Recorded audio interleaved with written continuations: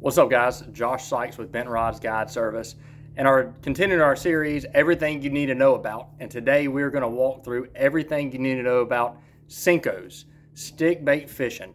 The brands I throw, colors I throw, ways I rig them, and then at the end, one tip that's going to help put a lot of fish in the boat for you that otherwise you may be missing. And so basically, I just throw two brands of baits. I keep it super simple. First thing I'm going to do is just pick up a regular old Gary Yamamoto 5-inch Senko. Standard, I've always got these in the boat. They catch fish year round. Second one I throw is the 6 cents Clout. The 6 cents Clout has a little bit different action to it. If you look at it, it's got some ribs on it. It makes it fall a little bit different, a little more erratic.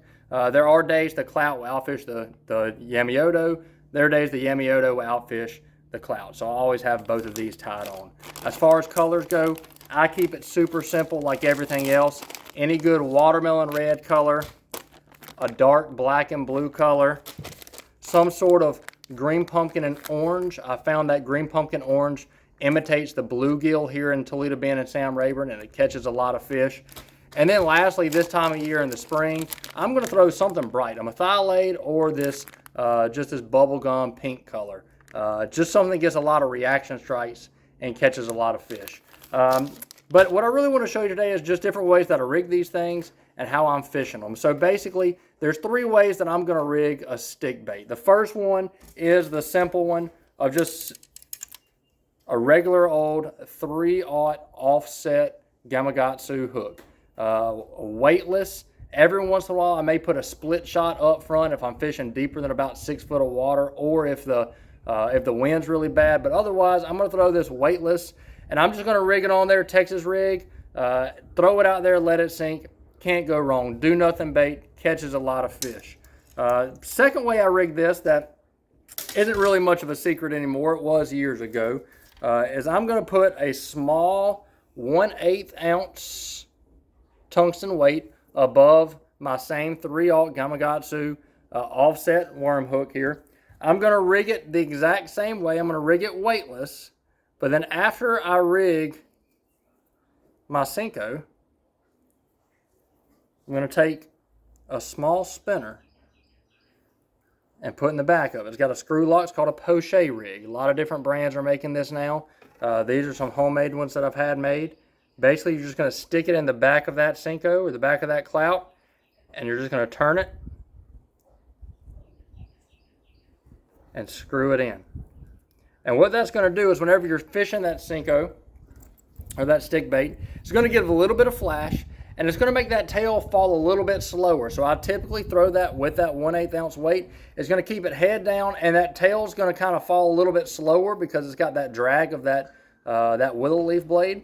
It's going to fall a little slower, and that obviously gets me a lot more bites, especially on Toledo Bend. Sam Rayburn, they eat it as well, but Toledo Bend, they really like that Pochet rig. And then lastly, just a regular old Wacky Rig hook. But one quick tip for you if you're going to throw it wacky style is I always have one of these wacky tools with me. Super, super simple thing to use. All you're going to do, you're going to take these small little O-rings that comes with it. You're going to pop it over the screw on the end.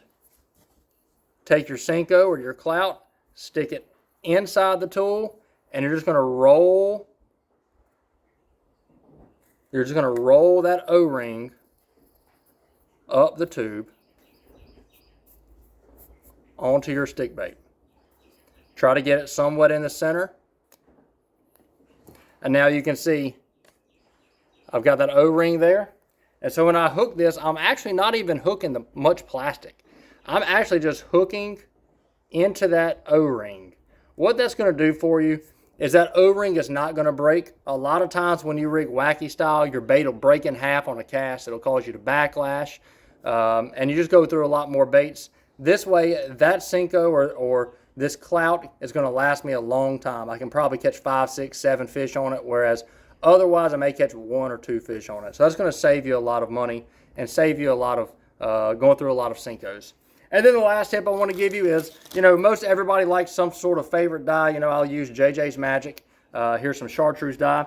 But man, this is something I just see, and it makes sense to me, and it's worked for me in the past. and something that I do a little bit different than most people. Most people rig their clout or rig their Senko, and they take the tail end of that Senko and they dip it into the chartreuse dye, right? Just get a little bit of chartreuse on the tail end. But what I've noticed over the years, sight fishing and bed fishing, is a lot of times that chartreuse gives those fish something to key in on and bite. And so as that clout is sitting on a bed, they'll come up and actually grab that chartreuse tail and drag it off the bed. The problem with that is your hook is at the front of the worm. And so you set the hook because your worm's swimming off. You set the hook, you miss fish. So what I started doing, before I rig my Senkos and my stick baits, I actually dip the front of the hook into chartreuse or red or orange or whatever color dye I want to use that day. I dip the front part of that Senko in there. Then I rig it with my hook.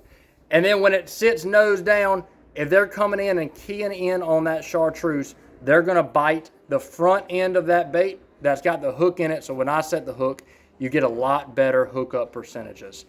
Even if you're night sight fishing or bed fishing, a lot of times this time of year in March, April, if you're throwing a Senko around the grass and around trees, you're catching fish on beds. And so they're not aggressively eating. A lot of times they're just moving that bait off. So just by simply using your JJs Magic, dipping the front of the Senko rather than the back end of the Senko is going to help you get more bites. And so hopefully this helps you out. Hopefully it helps you catch a few more fish on a Senko or stick style bait. But if you got any questions, drop them in the comments for us. We'd love to help you out.